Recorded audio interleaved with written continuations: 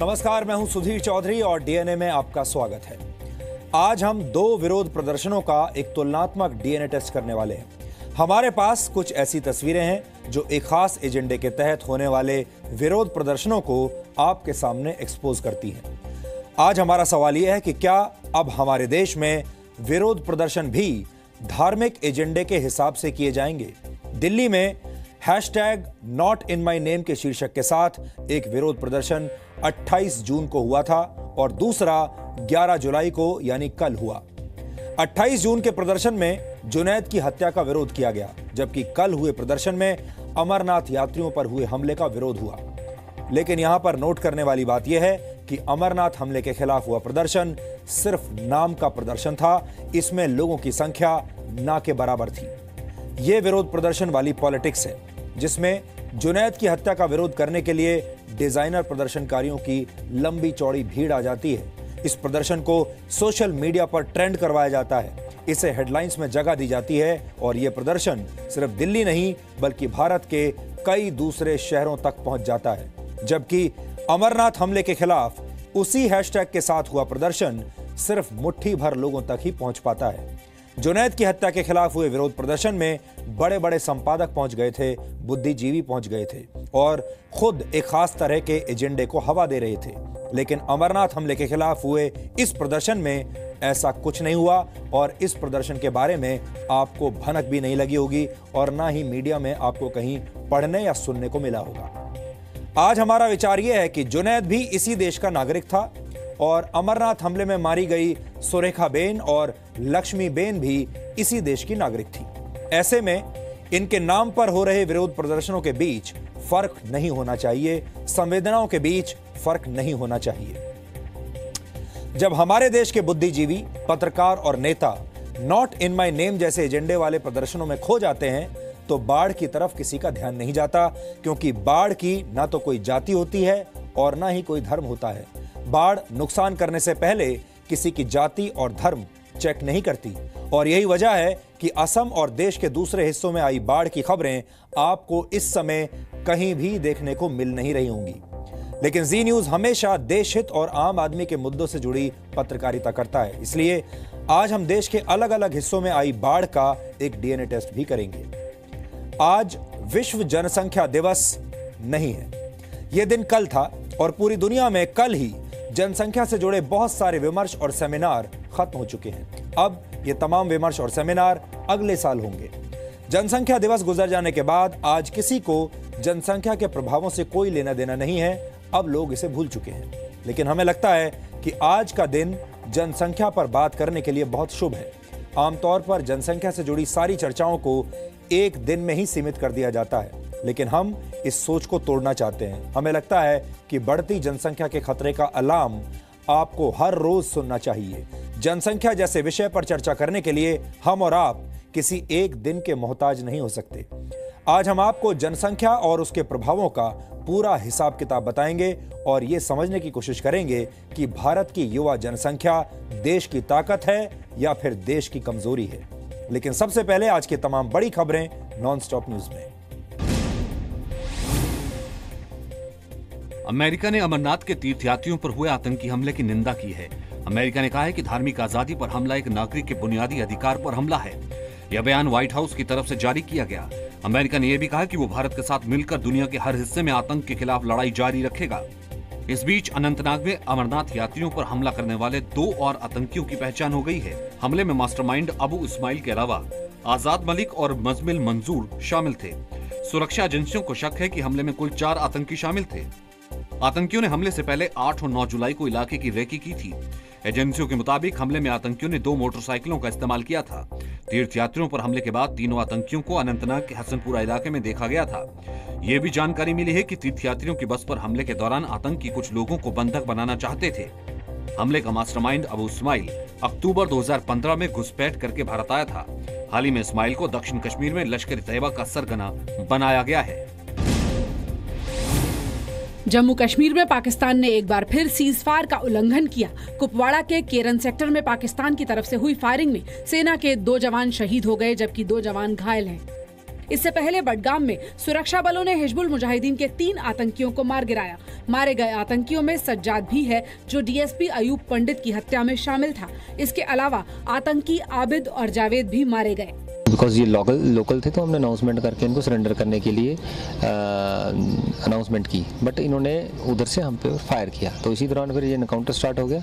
इस एनकाउंटर में 3 मिलिटेंट जो हैं वो मारे गए हैं, 2 की शिनाख्त हो गई है।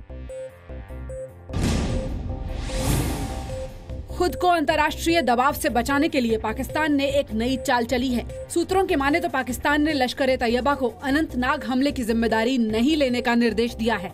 इस बीच अमरनाथ हमले के बाद हालात की समीक्षा करने श्रीनगर पहुंचे केंद्रीय गृह राज्य मंत्री हंसराज अहीर और पीएमओ में राज्य मंत्री जितेंद्र सिंह ने जम्मू कश्मीर की सीएम महबूबा मुफ्ती से मुलाकात की, जबकि शाम को सेना प्रमुख बिपिन रावत और महबूबा के बीच बातचीत हुई।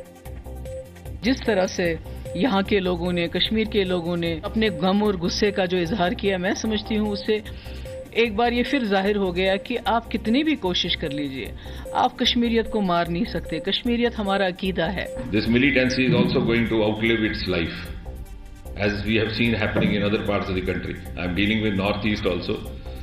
I think we are now in the last phase of militancy. Amarnath यात्रियों पर हुए हमले के विरोध में देश के कई हिस्सों में आज भी लोगों ने प्रदर्शन किया। हथियार खरीद के मामले में सेना को एक बड़ा अधिकार दे दिया गया है। केंद्र सरकार ने फैसला किया है कि अब उप थल सेना अध्यक्ष को 40,000 करोड़ रुपए तक के जरूरी साजो सामान खरीदने का अधिकार होगा। ये साजो सामान किसी भी छोटी कार्रवाई या छोटे युद्ध की हालत में काम आ सकेंगे। इनमें 46 तरह के गोला बारूद, सैनिक साजो सामान के लिए 10 स्पेयर पार्ट्स और 20 तरह के हथियार शामिल हैं। इस वक्त हथियार खरीद की जो प्रक्रिया है वो काफी लंबी है। कांग्रेस उपाध्यक्ष राहुल गांधी ने अमरनाथ हमले को लेकर पीएम मोदी पर बड़ा आरोप लगाया है। राहुल ने ट्वीट कर कहा कि पीएम की गलत नीतियों की वजह से कश्मीर में आतंकियों को जगह बनाने का मौका मिला। राहुल ने कहा कि पीएम मोदी के व्यक्तिगत फायदे के लिए निर्दोष भारतीयों की जान जा रही है और भारत को रणनीतिक तौर पर हार मिल रही है। राहुल ने अपने ट्वीट में जम्मू कश्मीर की बीजेपी पीडीपी सरकार पर भी निशाना साधा।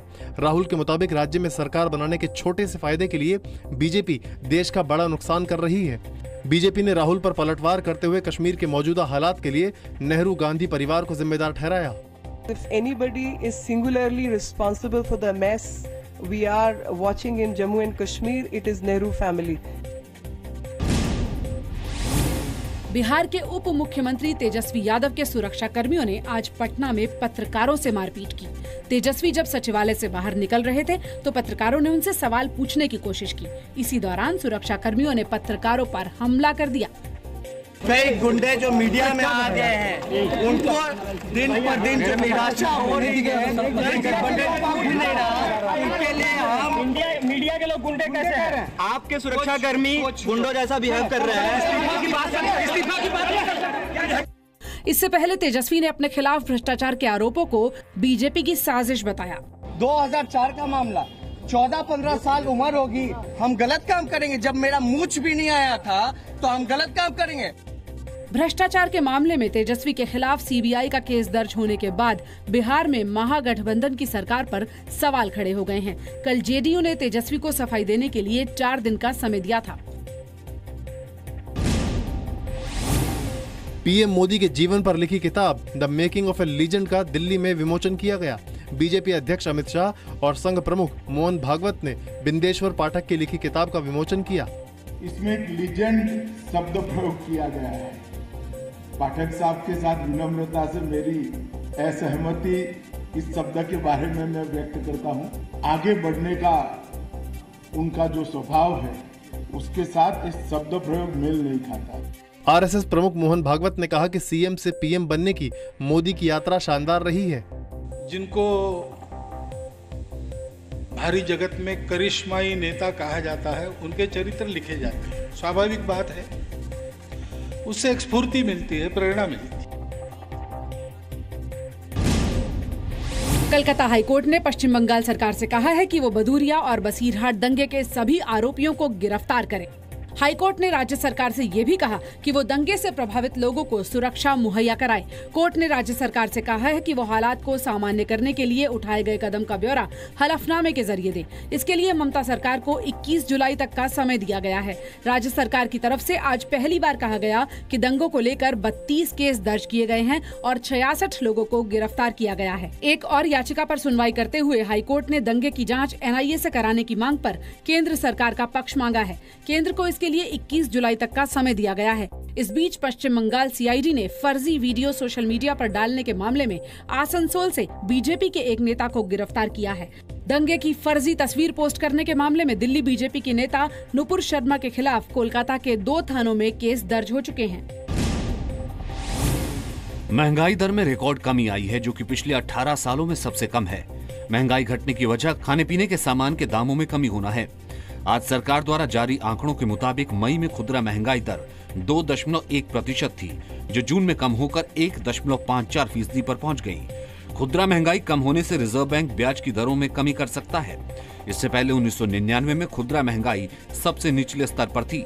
वैसे महंगाई की दर भले ही कम हुई हो, इंडस्ट्री रेट में गिरावट दर्ज की गई है। असम में बाढ़ से मरने वालों का आंकड़ा 39 तक पहुंच गया है। राज्य के 23 जिले बाढ़ की चपेट में हैं, जिससे करीब 15 लाख लोग प्रभावित हुए हैं। काजीरंगा नेशनल पार्क में बाढ़ का पानी भरता जा रहा है, जिसकी वजह से जानवर जंगल छोड़कर बाहर निकल रहे हैं। नागालैंड के दीमापुर में भी तेज बारिश के चलते अचानक पुल ढहने से 5 लोगों की मौत हो गई। मणिपुर में भी बाढ़ से आम जनजीवन बुरी तरह प्रभावित हुआ है। पीएम मोदी ने असम के सीएम को हर संभव मदद का भरोसा दिया है। केंद्रीय गृह राज्य मंत्री किरण रिजिजू कल असम, मणिपुर और अरुणाचल प्रदेश के बाढ़ प्रभावित इलाकों का दौरा करेंगे।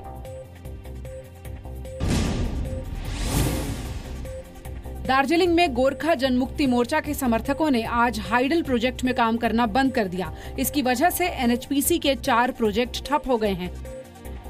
GJM समर्थकों ने अशोक तमांग नाम के कार्यकर्ता के शव के साथ मार्च भी निकाला। आरोप है कि पुलिस की फायरिंग में अशोक तमांग की मौत हुई है। अशोक 8 जुलाई को भड़की हिंसा के दौरान घायल हो गया था। अलग गोरखालैंड की मांग को लेकर GJM 15 जुलाई से आमरण अनशन का ऐलान कर चुका है। यूपी की योगी आदित्यनाथ सरकार ने नोएडा प्राधिकरण की CAG जांच के आदेश दिए हैं। नोएडा के अलावा ग्रेटर नोएडा और यमुना प्राधिकरण की भी CAG जांच होगी। सरकार के आदेश से तीनों प्राधिकरणों के कर्मचारियों में हड़कंप है। तीनों प्राधिकरणों पर भ्रष्टाचार के कई आरोप लगते रहे हैं। इसी वजह से योगी सरकार ने यह फैसला किया है। इससे पहले गाजियाबाद विकास प्राधिकरण की भी CAG जांच के आदेश दिए गए थे। अरुणाचल प्रदेश के पापुम पेर में जमीन खिसकने के बाद मलबे में दबे 14 लोगों की मौत हो गई। कल से ही रेस्क्यू ऑपरेशन चलाया जा रहा था, लेकिन किसी को भी बचाया नहीं जा सका। कल आए भूस्खलन के बाद सेना और NDRF ने राहत कार्य शुरू किया, जिसमें 70 महिलाओं और 50 बच्चों समेत करीब 200 लोगों को सुरक्षित बाहर निकाला गया।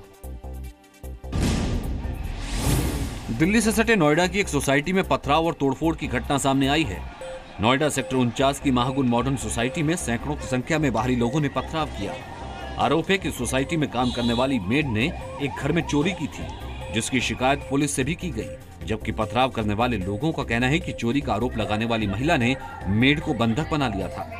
ये दोनों तरफ से 2 आरोप है। रेजिडेंट का आरोप है कि मेड सर्वेंट ने उनके घर में चोरी की थी, उसे उन्होंने धमकाया, उसने बता दिया था। सवेरे उसके परिजन आए हैं, उनके घर में उन्होंने तोड़फोड़ किया है और उसके बाद सोसाइटी के बाहर उन्होंने पथराव किया है। मेड ने चोरी की है या नहीं, इसकी जांच हो रही है। सोसाइटी वालों के मुताबिक जिन लोगों ने हमला किया वो बांग्लादेशी थे। भारतीय महिला क्रिकेट टीम की कप्तान मिताली राज महिला वनडे इंटरनेशनल क्रिकेट में सबसे ज्यादा रन बनाने वाली खिलाड़ी बन गई हैं। इंग्लैंड में खेले जा रहे विमेंस वर्ल्ड कप के मैच में ऑस्ट्रेलिया के खिलाफ मिताली ने ये रिकॉर्ड बनाया। मिताली ने इंग्लैंड की पूर्व खिलाड़ी शार्लेट एडवर्ड्स को पीछे छोड़ा। एडवर्ड्स ने 191 वनडे मैचों में 5,992 रन बनाए थे, जबकि मिताली ने 164 पारियों में ही ये रिकॉर्ड तोड़ दिया। वनडे फॉर्मेट में 6,000 रन पूरे करने वाली मिताली पहली महिला क्रिकेटर बन गई हैं। मिताली ने इसी साल लगातार 7 अर्धशतक बनाने का रिकॉर्ड भी बनाया था। मिताली के वर्ल्ड रिकॉर्ड पर विराट कोहली ने ट्वीट किया, भारतीय क्रिकेट के लिए शानदार लम्हा। मिताली राज महिला वनडे क्रिकेट में सबसे ज्यादा रन बनाने वाली खिलाड़ी बन गई हैं। चैंपियनों वाला खेल। मिताली ने पहले ही वनडे इंटरनेशनल मुकाबले में शतक बनाया था।